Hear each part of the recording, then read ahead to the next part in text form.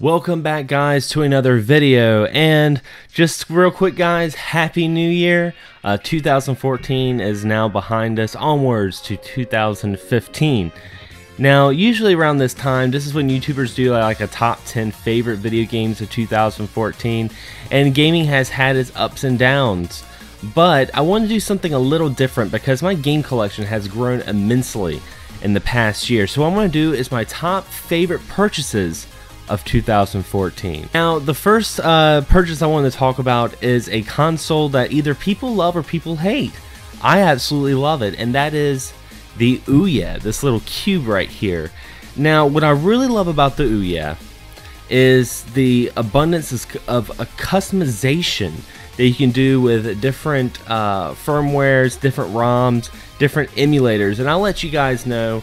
As you guys can see, I would rather have the physical copy of certain video games, but even with my expendable income, there's some games, even out in the wild, are really hard to come by, really hard to find, and unfortunately I don't have the time to actually go out and play them, and I feel like I'm really missing out. So with the Ouya, I can kind of try these games out, and you know, maybe later on down the line, if I find a game for an affordable price in the wild, I can go out and get it. So I mean, this was only $100 new, but you can find it on Amazon for like 60 to 70, even 80 bucks. I mean, you can find them really cheap, and just with everything you can do with this thing, it's incredible. I think a big misconception of the Ouya is I think there's not enough people educated with this system. So the Ouya is freaking awesome.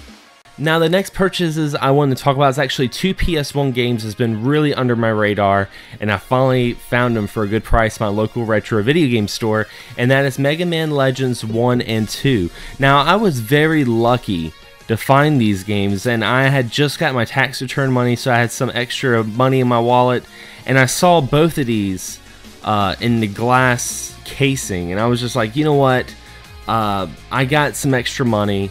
They were both there. I wanted both of them at that time. I was like, I need to go ahead and just buy them now, because if I don't, I'll probably never get them. So I love the Mega Man Legends series. To me, it's like Ocarina of Time, 3D free roam action RPG elements meets Mega Man, and you guys are looking at some of the footage now, and I really love these games. Mega Man Legends, I used to have it, but like an idiot, I traded it a long time ago.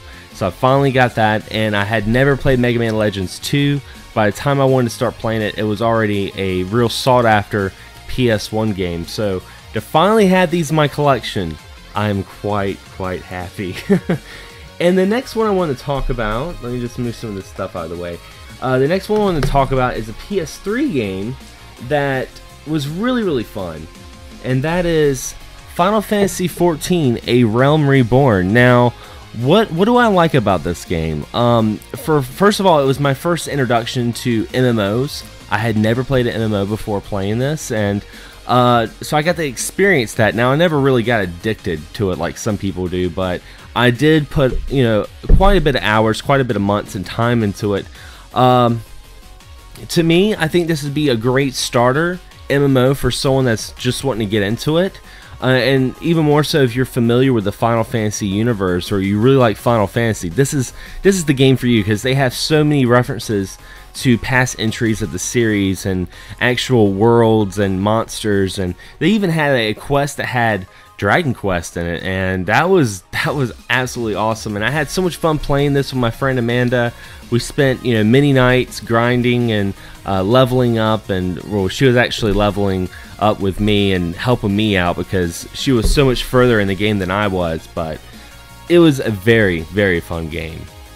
Now, my next purchase was from the 3DS, and that is Bravely Default, and this is the collector's edition.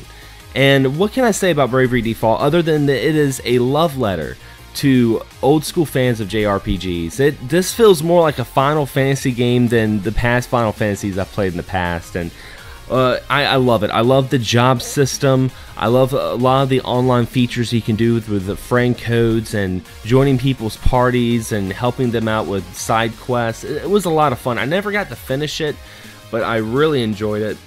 And the special edition actually has like an art book. It has a soundtrack, some AR cards. It was just great packaging. My only gripe is I really wish it was a steel book. You know, I hate the fact that it's kind of a papered or cardboard collector's edition, but nonetheless, it was a Nintendo product that was available in the US and all other regions. So Bravely Default, this is probably one of the best RPGs that's came out in quite some time, and I highly recommend it. And the next console I want to talk about that I purchased, and you guys are seeing a picture of it right now, but is the Sega Master System. I finally got a Sega Master System. I've been wanting one since I was like around my teenage years when I first found out about it, because the Sega Master System was never really that big where I was from. I mean, we mostly got all Nintendo stuff, and I didn't even know about the Sega Master System at the time. I thought the Sega Genesis was the first Sega system back then, and a buddy of mine told me about the Master System. And then when I started watching more YouTube, and I found videos by like Happy Console Gamer and Gamester81 and Classic Game Room, when I started watching some of the reviews on some of the Sega Master stuff, I knew I was missing out on something, and I really wanted to start playing this console.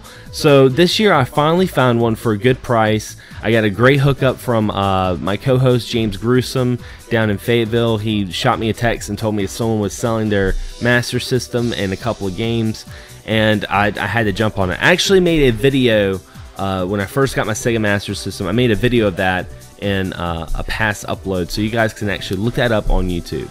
So anyway guys, that is some of my favorite purchases of 2014. I want you guys to leave a comment below. Tell me some of your favorite finds and that you got in 2014 to add to your collection. Maybe it was a game, maybe it was a movie, some sort of collectible, or just anything that you were really thankful for 2014 that really changed everything. I can honestly say that even though all these things that I'm mentioning in this video, they can all be replaced, I think the biggest thing, and not to sound corny, but the biggest thing that I loved about 2014 was the people that I met, and to be able to continue to put out YouTube content, and for having people interested in all the other projects I'm a part of, because I also do my audio podcast, XS Gaming Podcast, with my co-host James Gruesome.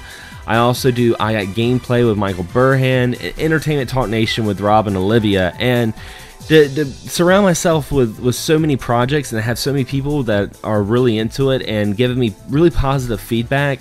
This is why I do this, and words really can't describe how happy I am to, you know, reach that threshold of breaking 1,000 subscribers this year. And you know, I've been doing YouTube now for 3 years, and it's been such an enjoyable experience, and I definitely want to just keep doing it. So there's a lot going on in 2015 with myself. I'm not going to talk about it too much, but there are a lot of various projects going everywhere that I'm doing. So 2015 is going to be a very busy year for me, and I'm really looking forward to it.